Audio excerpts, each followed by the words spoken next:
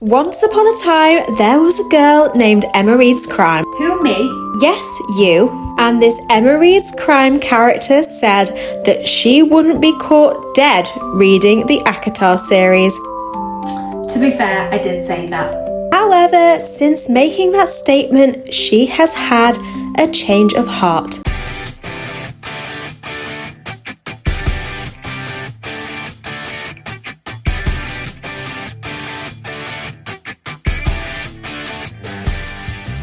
Welcome to my YouTube channel, Emma Reed's Crime here. My name kind of gives it away, but I'm a crime, thriller and mystery girly, and the thought of reading a romantasy book scares me. Despite in the past me saying that I wouldn't be caught dead reading ACOTAR, things have changed for three main reasons.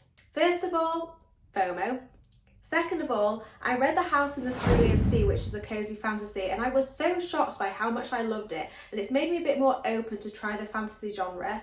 And number three, my friend said that even though it's a romantasy book, there's not that much spice in it and there's murder. And to be honest, she had me at the word murder. So I thought it'd be a good idea to bring you along as I read ACOTAR, because a lot of you may be in a similar situation to me where you're crime, thriller and mystery book lovers, you're tempted by ACOTAR, but you're not sure if you're going to enjoy it. So I'm going to take one for the team and see if it's something that we might enjoy. And it goes without saying, but I will keep this spoiler free. First things first, I love a book map, so we're off to a pretty good start. Hello everybody, so it's a brand new day and I realised that I actually forgot to tell you what ACOTAR is actually about. Also, I massively apologise if I mispronounce any of the names or any of the places. The story follows main character Faya. She is super poor and she lives with her father and two sisters, and she is the hunter of the family, and she literally has to hunt animals and kill them so that she can provide food for her family. Are you still with me? So far, I think it makes sense. Then while on a hunt one day, she comes across this magical looking wolf, and she decides to kill the wolf because she thinks that she'll be able to fetch a good price for its hide. After she kills the wolf and sells its hide, she then gets taken prisoner by a high fae. And if you don't understand what that means and are totally confused by that last sentence, then don't worry, me too, but as you read on, it kind of makes sense. And then it goes without saying, as this book is a romantasy book, the main character Faya and this high fae Tamlin have a bit of sexual tension going on. So last night I managed to get through a decent chunk and I read about 130 pages, so I'm about a third of the way through. My initial thoughts are that I'm not overly impressed. Don't come for me. It's quite nice to have it to break up thrillers and I don't hate it, but I'm not really understanding the hype. There's quite a lot of mythical creatures and a lot of fantasy jargon in the text of the book, which is a bit difficult to understand as a fantasy newbie, but thank goodness for Google. And one massive advantage of ACOTAR compared to lots of other fantasy books is there is tons and tons of spoiler-free fan art, so that really does help with imagining things for the world-building elements. One thing I will say is so far I've not come across any spice, which is much appreciated because I am not a spice fan. That, along with many other reasons, is why I'm a massive thriller girly. However, at least with this book, as it's a romantasy, I will be expecting spice at some point and I am well prepared for it. Even though I'm not fully understanding what all the fuss is about, my friends and some of you on my Blue Sky account have told me to push through because apparently it is a slow start, and once you get past all the world building, that is when the story really kicks off. So I'm looking forward to reading on and I'll see you tomorrow.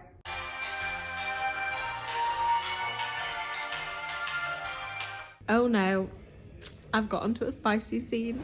Hi guys, so I finished it. I'm so glad that I pushed through with it. After the first 200 pages, it starts to get more exciting and the last third is really, really good. There was only one actual sex scene and a few kind of raunchy scenes, so it wasn't actually as bad as I thought on the spice front.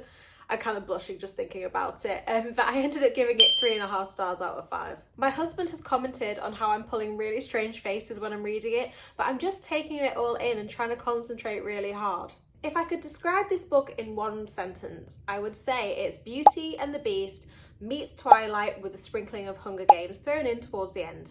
It's no secret, I had really low expectations when going into this. I thought it would just be like a generic love story where the plot is non-existent, it's vomit-inducing and icky, but with fairies, but that wasn't the case at all. This had a lot about it. There are also some great twists and turns towards the end, which just ticks a lot of boxes for us thriller lovers. If you're a crime and thriller book lover like me, however, would I recommend this? Well, to be honest, I think it's too soon to tell because this did take a while to get going and loads of people have told me that book 2 is way better, so I'm going to read book 2 and then form a proper opinion. I promise this isn't going to end up being a reading vlog for the whole series. I'm just going to read book 2 and then I'm going to stop. You are a liar, actress. So I'm going to nip into Tesco to see if they've got a copy of book 2. If not, I'll try the works, and if not, I'll try my local independent bookshop. Let's see if we can have any joy in Tesco. This Tesco honestly has the best selection. And here we have it. You are coming home with me. So I'm back home with book number 2. I won't tell you what it's about because then I'll spoil book 1 for you. But I'm now going to get reading and I'll keep you updated. See you soon. Just finished chapter 2 and there is already spice in this. Wish me luck because I think this is going to be a lot spicier than book 1. Hello, me again. So I've got past the spice chapter and I'm about 10% of the way through. And so far I'm finding this significantly better than book 1, but obviously it's early days, so we shall see. Hi guys, so it's been a few days because this is quite chunky, but I have finally finished it. I found this a bit of a slow burn as I did with book 1, but unlike book 1, which has 250 pages of world building, this still has a bit of a story going on, so even though it is a slow burn, I found it more interesting and more was happening. I actually ended up finding the sex in this not too bad. However, there were a few raunchy scenes where I did think, like, is this really necessary? But I appreciate that this is just a personal preference thing. Overall, I actually thought this was pretty decent and I enjoyed it more than book 1, so I gave it 4 stars out of 5. I'm 2 books down and I've only got 2 books and a novella to go, so I'm almost halfway, so screw it, I'm going to continue and finish this series in this video. Hello everybody, so I'm at Tesco because I heard a rumour that ACOTAR 3 is like a couple of pounds in their sale bucket, so I'm going to go and have a look.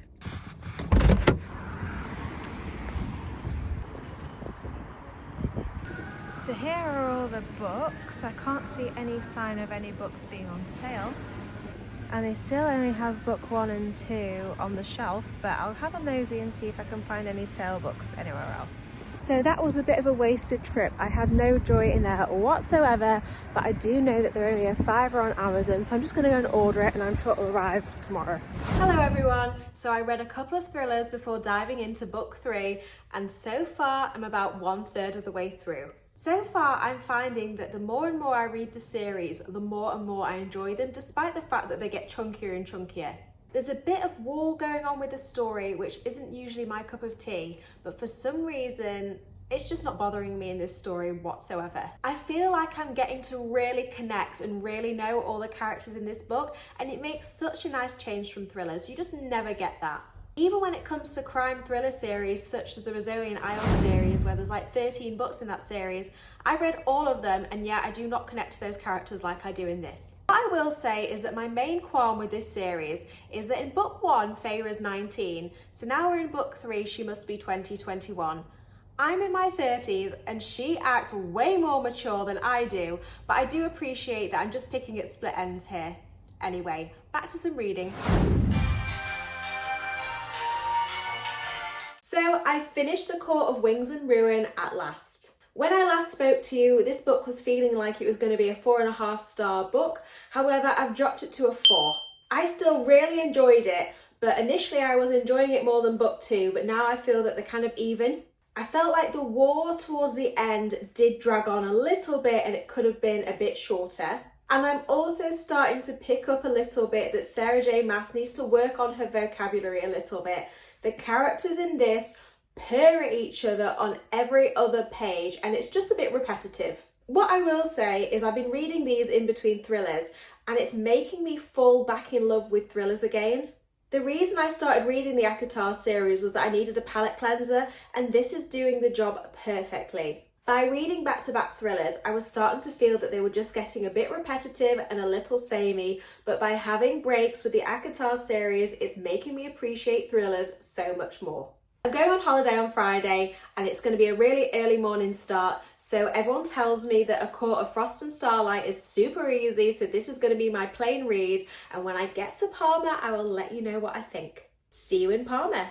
Hey everybody, I'm a bit windswept because I've been pottering around in Parma, but I finished A Court of Frost and Starlight. To be honest with you, I thought that this was pretty shit.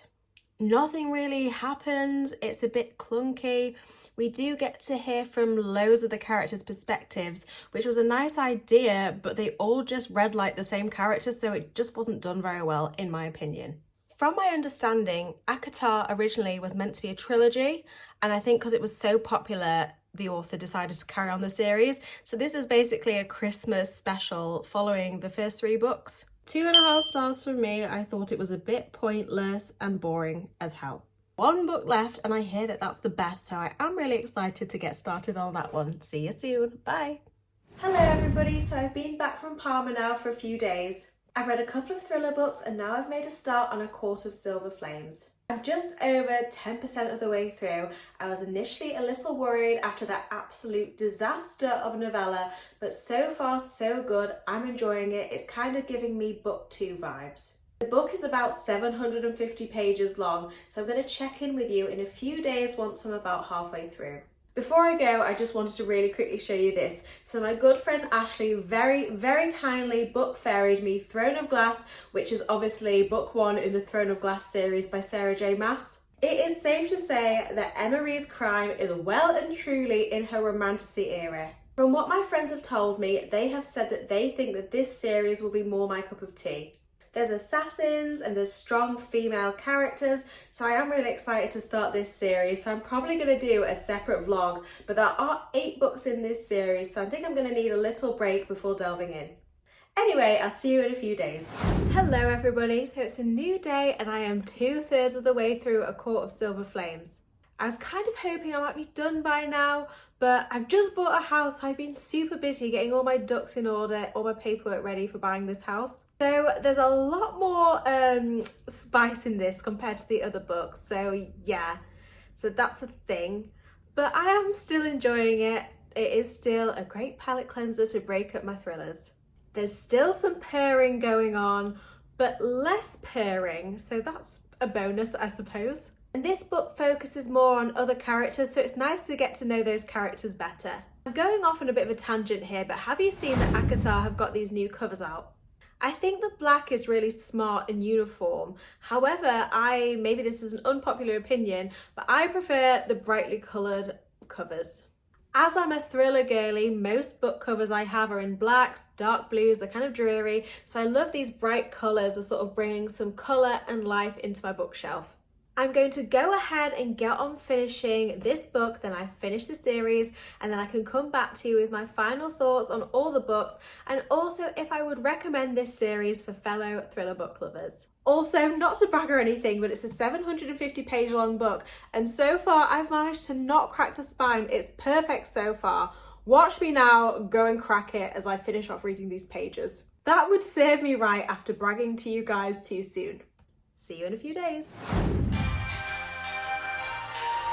Hello everybody, I am in the best mood. The sun is shining and at last I finished the ACOTAR series. This gave me book 2 vibes, but there was more smut and more waffle. I quite enjoyed it. It didn't blow me away and I didn't enjoy it as much as book 2, so I settled on 3.5 stars out of 5. It's taken me about 6 weeks intermittently to get through this whole series, so I feel like I've been filming this video for years. So here are my thoughts overall. Overall, I've enjoyed them and I've found that they've been great palate cleansers and they've made me appreciate thriller books so much more. However, I'm not quite seeing what all the hype is about, but that is probably because I'm a thriller girly. So the question now remains, would I recommend this book series to fellow thriller book lovers? And the answer is quite simply no. In terms of the crime, thriller and mystery genre, it didn't tick very many boxes for me. There are elements of action and war, but I felt like the story was more fluffy, more smutty and more romantic. However, if you are a crime and thriller book lover, then I think there is no harm in giving it a try and you might find that it's a nice way to break up all the thriller books. Thank you all so much for watching this video. If you're able to like this post and hit that subscribe button, it would mean the world to me. Thank you so much. Bye!